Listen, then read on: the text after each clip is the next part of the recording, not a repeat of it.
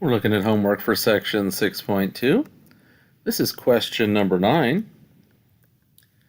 In a random sample of 4 mobile devices, the mean repair cost was $80 and the standard deviation was $11. Assume the population is normally distributed and use a t-distribution to find the margin of error and construct a 90% confidence interval for the population mean. Interpret the results.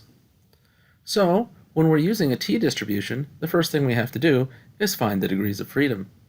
Degrees of freedom are equal to 1 less than the sample size. The sample size here was 4, so the degrees of freedom are 4 minus 1, which is 3.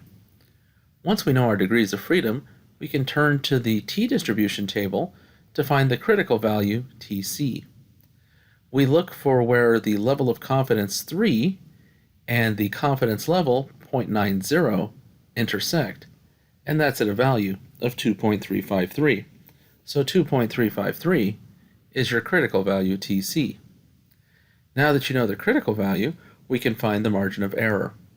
The margin of error is given by the formula error equals Tc times S over the square root of n.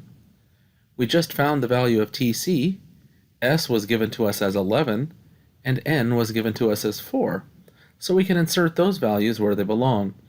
Error equals 2.353 times 11 over the square root of 4.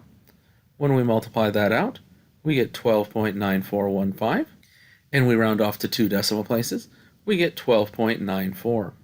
So that's our margin of error. Once we know the margin of error, then we can compute the confidence interval, because the confidence interval is given to us by x bar minus the error and x bar plus the error. So the x bar here was 80. So this is going to be 80 minus 12.94 and 80 plus 12.94, which is going to be 67.06 to 92.94. So this is your confidence interval for the population mean. Once we have that 90% confidence interval, we're supposed to interpret the results. So the correct choice here is choice A. With 90% confidence, it can be said that the population mean repair cost is between the bounds of the interval.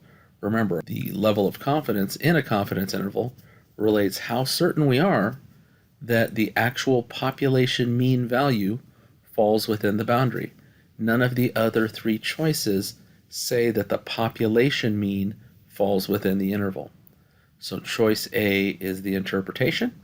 That's your answer.